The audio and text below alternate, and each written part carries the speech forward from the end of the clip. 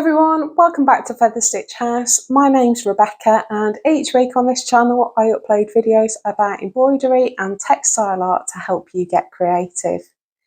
Today's video is part of our Patchwork Adventures series where I'm looking at patchwork skills and techniques from all around the world. We've been exploring English paper piecing through the last couple of videos and I want to carry on with that today, but something that we haven't covered so far is how to deal with curved shapes, and so that's what we're going to look at in this video. I'll show you how to paper piece a clamshell shape and how to get the best results when you're piecing your patches together.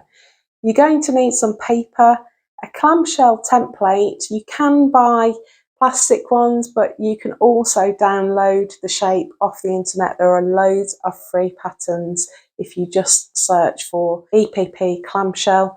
There's a wealth of material out there. You'll also need some scraps of fabric and needle and thread and a backing cloth that we're going to mount our finished piece of patchwork on. So gather all your bits and pieces and let's get stitching.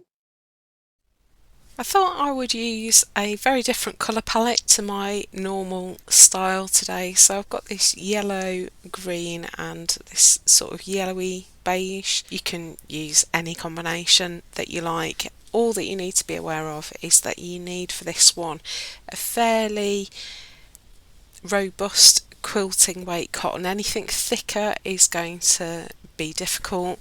Anything thinner won't hold its shape as well as you need. So this is it's a bit like Tana lawn. It's not that soft, but it's that kind of weight. So quilting cotton weight is what you need. You also need a clamshell template. Now I picked up a set of templates. I think I was given them for my birthday. These are plastic templates. They're in two parts. It's going to be hard to show you because they're transparent, but hopefully you can see that if I hold it over the plain fabric. So they come in two parts. They come with a sort of paper backing on that you have to peel off, and what's good about these is that this bit is irrelevant.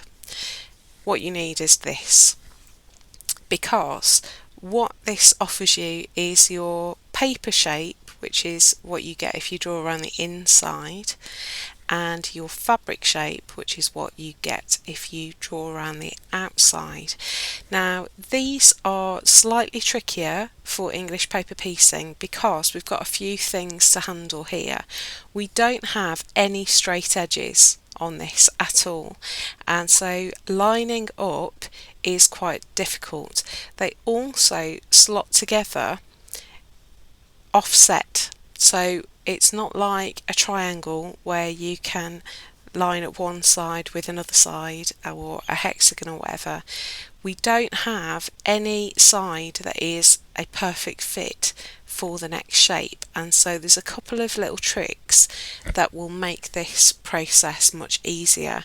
Now this technique would also work on the eye shape, so the pointed oval that you often get in English paper piecing. There are loads of curved shapes that can be really beautiful, and so the same principles that we're going to learn today would apply to any curved shapes like this. If you can't find or haven't got one of these, there are loads of websites online where you can find clamshell templates to download and print out, ready to cut out and use as paper shapes. So don't despair. There's lots of things out there that you can find. I'll see if I can find a good template and link it in the description below. So you'll need your template, your fabrics. You will also need some paper to work off. I tend to use this drawing paper on a roll. It is robust enough to hold its shape, but isn't very good quality paper, so I don't feel like I'm wasting anything important. You can see by the way it tears, it shreds really easily. So it's my pattern paper and my sketching paper and planning paper. That's what I tend to use, but something like junk mail, magazines, catalogue paper, anything that's a little bit thicker than copy paper is ideal. And we're going to start in a similar way to all English paper piecing, and that is to make our paper pattern. So let's get those out of the way. What I'm going to do is just lay my template on and draw around the inside of that template to get my paper shape. Now if I just do it like this rather than using the template on the fabric, I'll show you how to deal with it if all you've got is the paper shapes. So that's me drawing around. I'm going to get some paper scissors out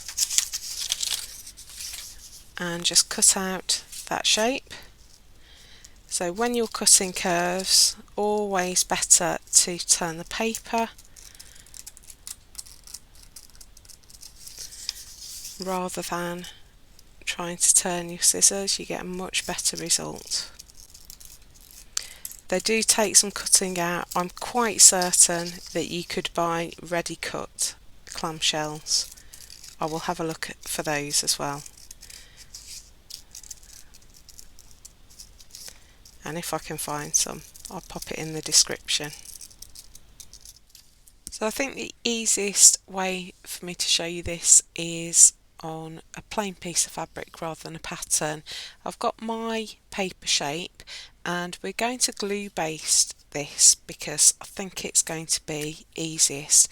I've got a glue stick. You can also use a fabric glue, that's fine as well. I'm just going to put a tiny dab of glue onto my paper shape and just sit it on my little scrap of fabric so that there's border all the way around, and I'm going to use my fabric scissors to cut this out. Now you can, if you want to, lay your template back on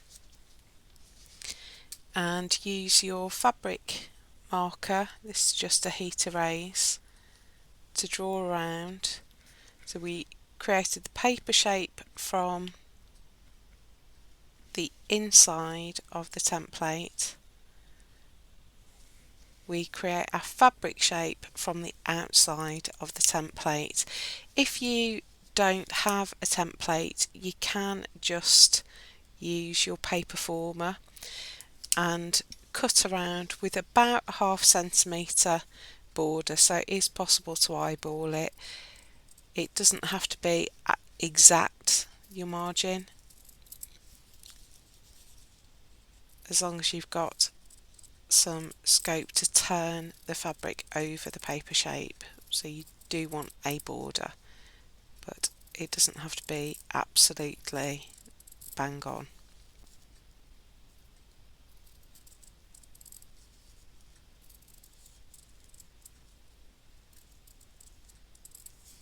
So just cutting out that shape, and now we're going to turn our fabric over that paper. So we're going to form our shape using the paper. I'm just going to put a little line of glue around that convex curve. I'm going to start in this bottom corner and just fold my fabric back to the paper right at the corner, and hopefully you can see there's a little bulge there.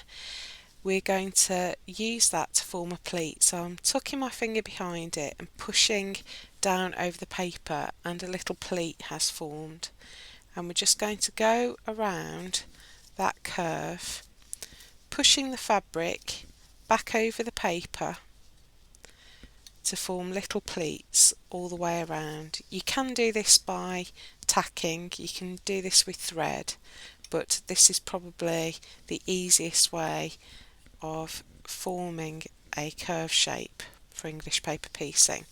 So when you've got a curve that is convex like this, that's the way to do it. We need to do something slightly different with these concave curves because the fabric is going to buckle as we fold it in, so we need to create some space for that curve to form, and the way I do that is to make some little snips. So I'm just snipping into that curve there, going to go back in with my glue along that concave arc there, and I'm going to pleat the corner, so using my finger to just tuck that corner right in, form a little pleat, and then I work my way along just like I did at the top, but this time those snips open out and allow the fabric to form around the curve.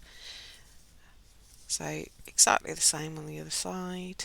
Don't overdo your snips, and don't snip right up to the paper, because otherwise you'll make life difficult for yourself when you're stitching your shapes together. So start in that corner, you can get your other thumbnail in to help you. Keep the paper flat and allow the snips to expand, split apart until you've got your shape. Now don't worry about this flap here, it doesn't matter at all, as long as when you're stitching it together you're stitching the fold around the fabric rather than the flap, you'll be absolutely fine.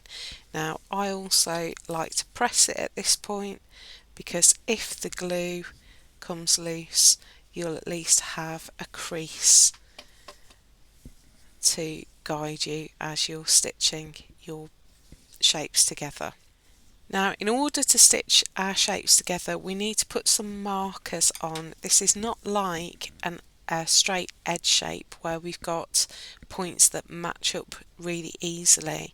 When we're stitching these together, these curves are not going to look like they meet, so we need to put some markers in to guide us as we're stitching the pieces together. So the first thing I'm going to do is fold these outer corners together so that they meet. So I'm folding the shape in half essentially.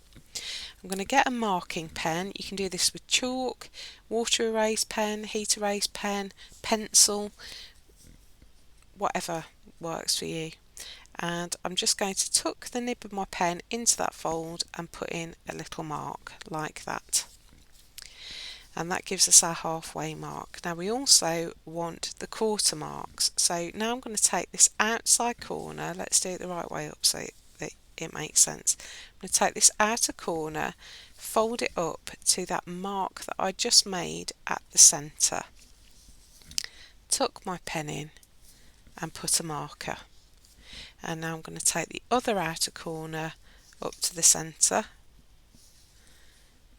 pen into the fold and put a marker in like that. So now I want to mark the halfway point along these concave curves. I'm going to take this outer corner down to meet the bottom point, tuck my pen into the fold and make a mark, and then I'm going to take the other corner down to the bottom point, tuck the pen in and make a mark. So now we have got loads of markers to help guide our positioning. So we've got our outer corners, our bottom point, our centre marker and the halfway markers along the curves. And when we're piecing together, these are the markers that are most important, these halfway ones. The centre is really important as well, but these ones are going to be our guide, because these can often look like they're not matching up, but if we match up our centre points like this, we're always going to get a good result. And you need to mark each of your pieces in exactly the same way. So what we want to do is join together our pieces like this, and we're going to do it by matching the points up. Now there are two ways of stitching this, I'll show you both.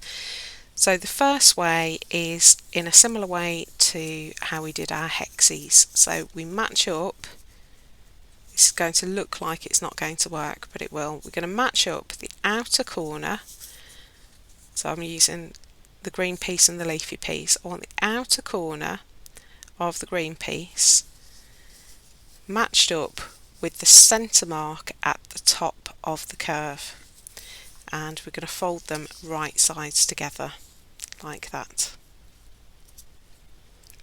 And I'm going to just overstitch. We're going to use a whip stitch, so going in just through the fabric. So where the fabric is folded around the paper former, you get a little almost bubble, and that's what you need to stitch through. So I'm going to put an anchoring stitch in there, and we're going to stitch along this curved edge here.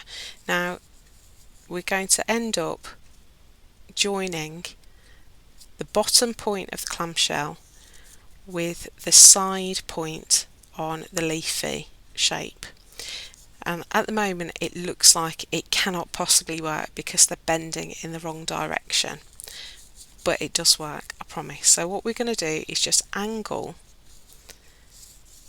the green shape on top so that it's following the line of the leafy shape underneath. So let me do that again. At the moment we've created a sort of pointed eye here, and our seams aren't together, so I want to rotate my top shape round so that the seams are next to each other, and we're going to whip stitch that. So we go a couple of stitches along,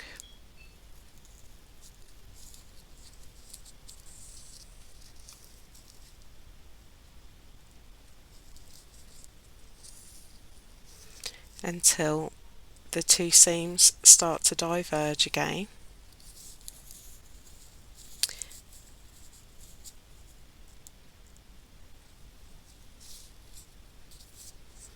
Takes a bit of concentration, this. Excuse me not chattering away. So as soon as the seams start to diverge, we're going to ease that top shape around a little bit. So we're curling it back on itself like that. So this top shape is going to start bowing out from the bottom shape.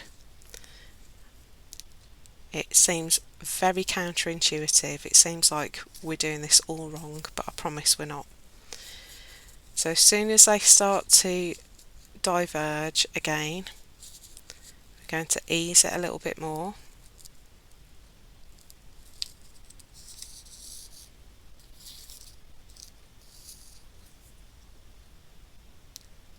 Put another couple of stitches.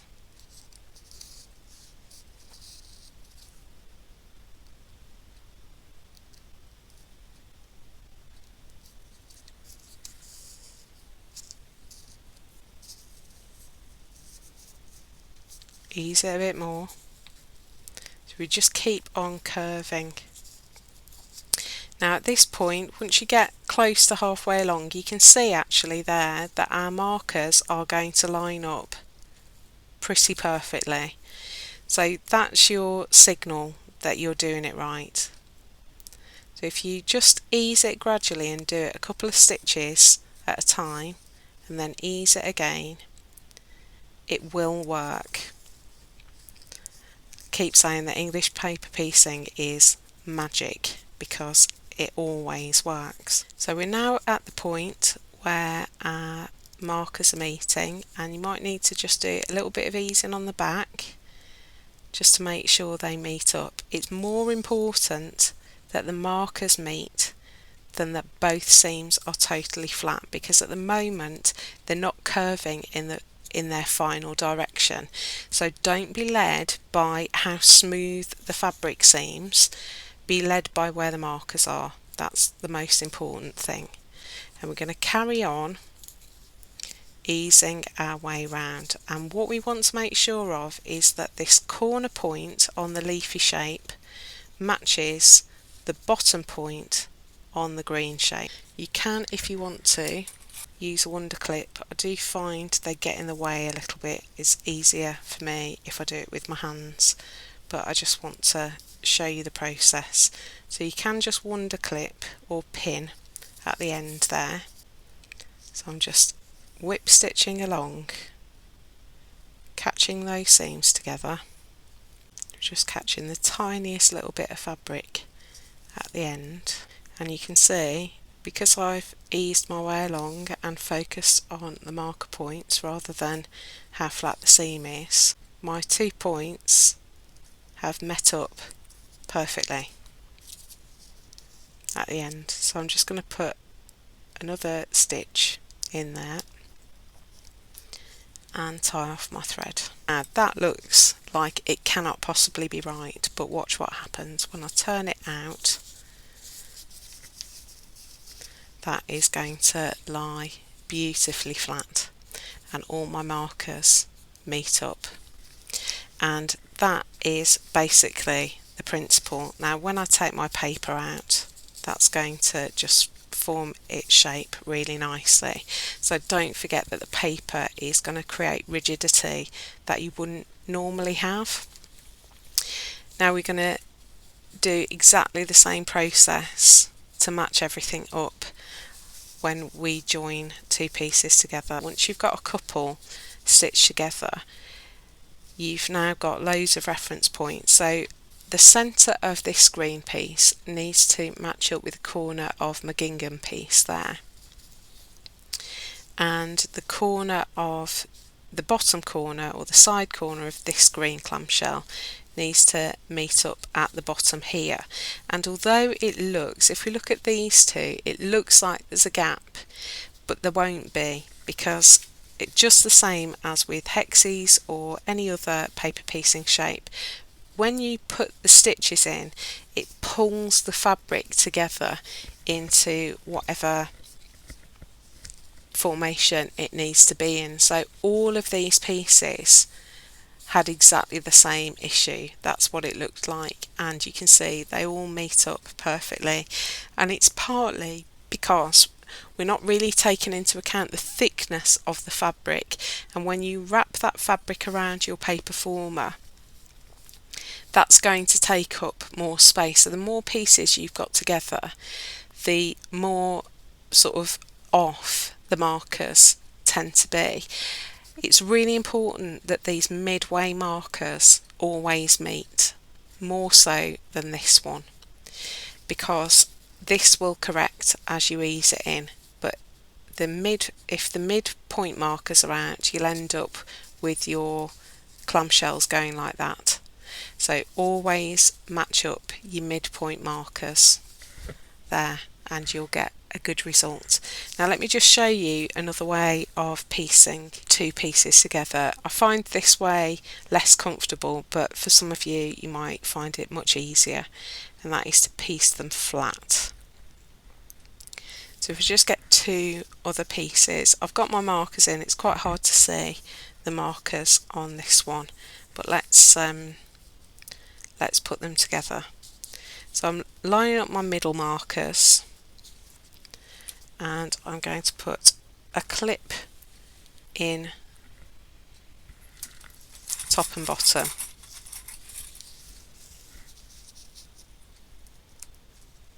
like that, just to hold them in place.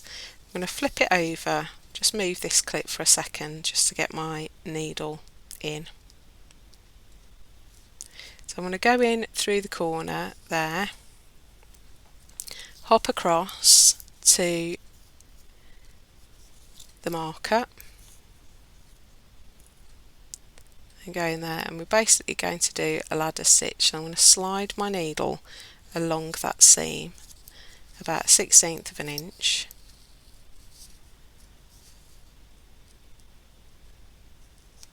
pesky pleats,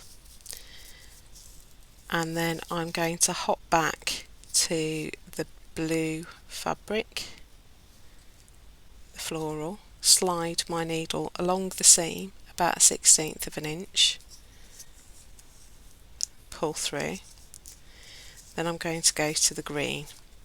So rather than folding them together, we're keeping them flat.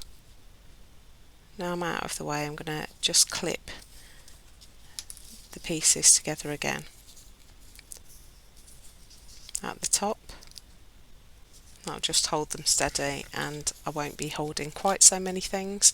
So I'm currently on the green gingham. I'm going to hop over to the blue, slide along a tiny distance, hop back to the green, slide along a tiny distance. You need to keep these stitches super small. Pull through, back to the blue, and you just work your way along the seam in that way, keeping them flat, and then you don't have the easing to do, but I find it quite uncomfortable stitching this way. It just, I don't know, it's just not what I'm used to, so you need to find the way that suits you and work like that. I can totally appreciate that for some people this, because the seams very obviously fit together, this is going to make far more sense to them than the easing technique.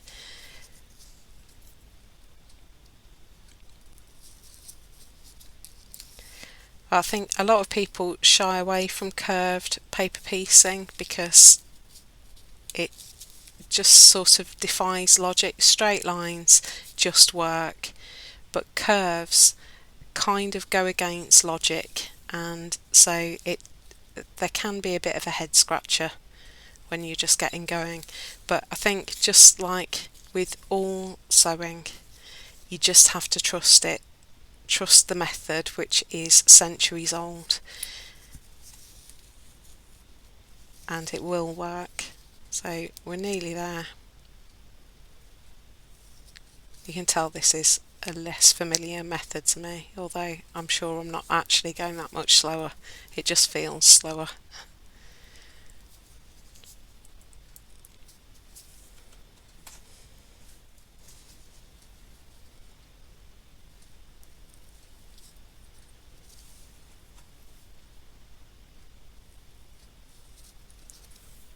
So when you get to the end, just take off your little clip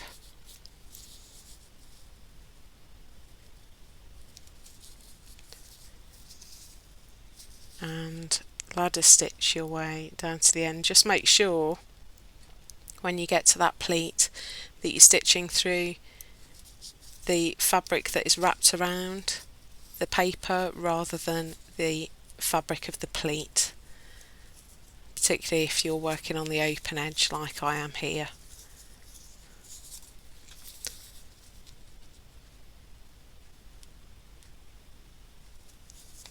So down to the point, I think just one more stitch across to the green, down to the point, and that's going to hold those two together, and then I can tie off that. I mean, if I was adding another one I could just carry on and sew the next one on, but I'm just going to finish off my thread there. So that is another way of doing it. You still get your markers lined up, so that's my middle markers. You can see there's a little bit of a gap there, but that is where the next clamshell is going to fit in. Let's see how this is going to fit with my piece that I've already been stitching. You want to try and offset different patterns, so I don't want the green to be directly above itself, so I think I'm going to stitch it here. So we need to line up our markers, focusing on our middle marker. You put a little clip to hold it in place, and my thread is right at the bottom here. So I'm going to flip those two together, line up those markers with each other, put a little clip in, and then I can ease my shape around so that I'm going corner to corner, just to prove to you that it works. I will speed this bit of video up, and I need to make sure I've got 3 pieces joining together here, so I need to make sure my stitches are going through all 3 pieces of fabric. So I'm stitching this bolder green and beige fabric to the oranges fabric, the leafy fabric, put a stitch in there, and then I'm going to take my thread through the point of the beige fabric and back out onto my orange's leafy fabric, making sure I'm not catching the pleats. I want the pleats to be free because we're going to iron those flat and nest the seams, and then I can start, once I've got all three fabrics joined at that point, I can start stitching my way along. So I'll film it, but I will speed it up probably because there's only so much fun you can have watching me whip stitch.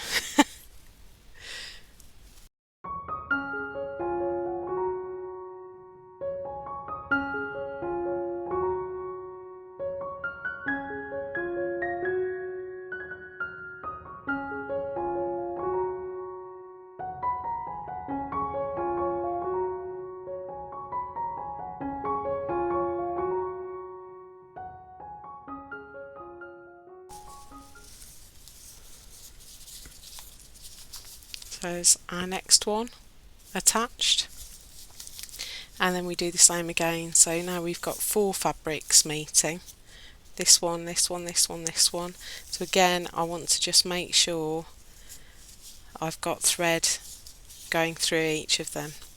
I'm going to line up those centre markers, put my clip in,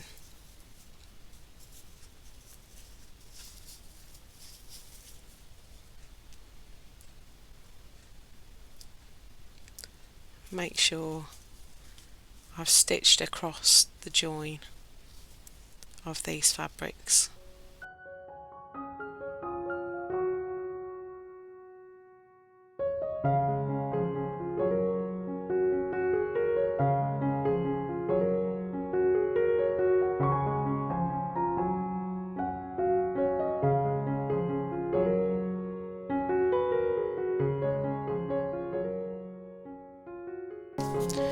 There we go, we can smooth that out. Now that seems really lumpy and bumpy.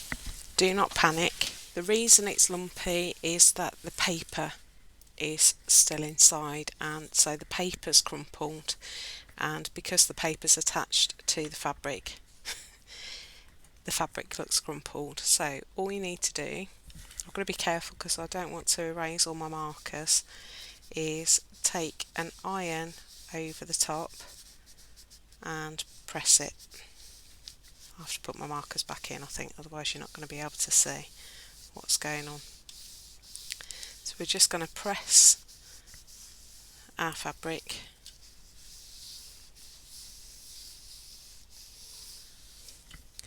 press it back and front,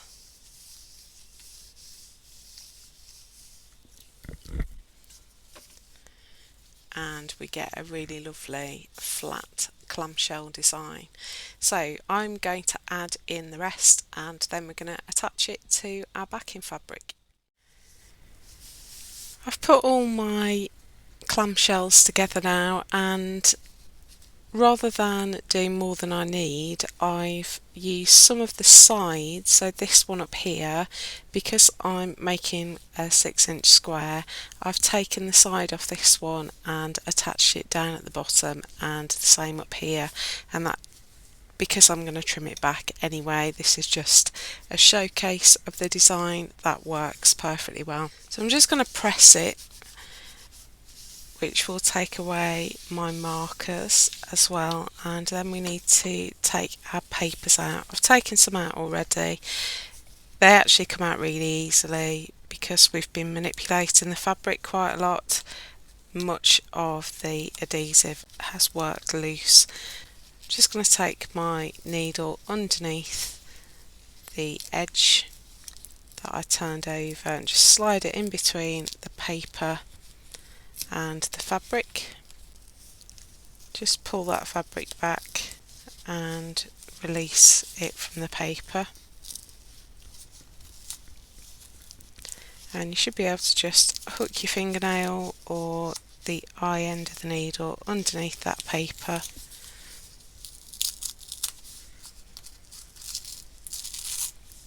and peel it out, and if you caught it anywhere with a stitch, just ease it and it will release.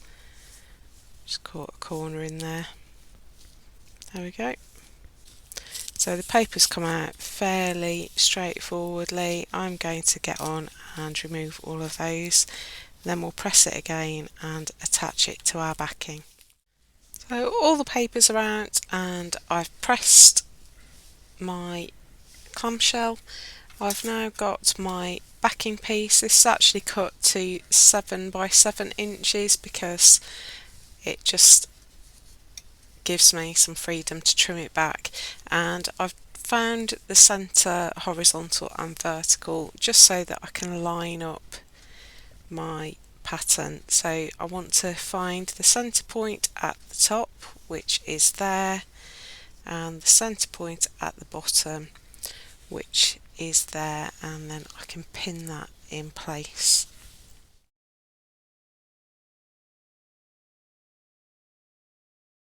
And then if you want to, you can just whiz around the edge. You can turn over to the back, whiz around the edge with a sewing machine.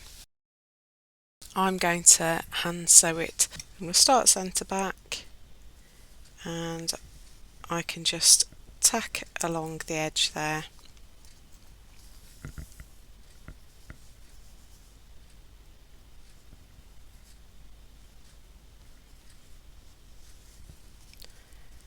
Just to secure the clamshells to the backing piece. And then what I'm going to do is stitch in the ditch around each of the clamshells, and that will kind of quilt it a little bit and stop it being really baggy. So I'll come back when I've done that and show you the finished block. I'll also trim it back to the outside of the backing block. So I'll just do that and then I'll come back and show you the finished block.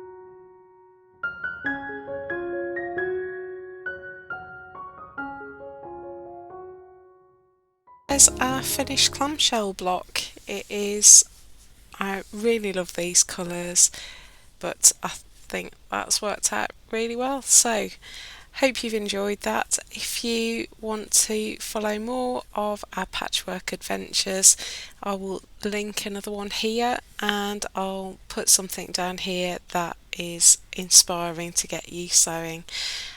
Thanks so much for watching, and I will see you next time. Bye!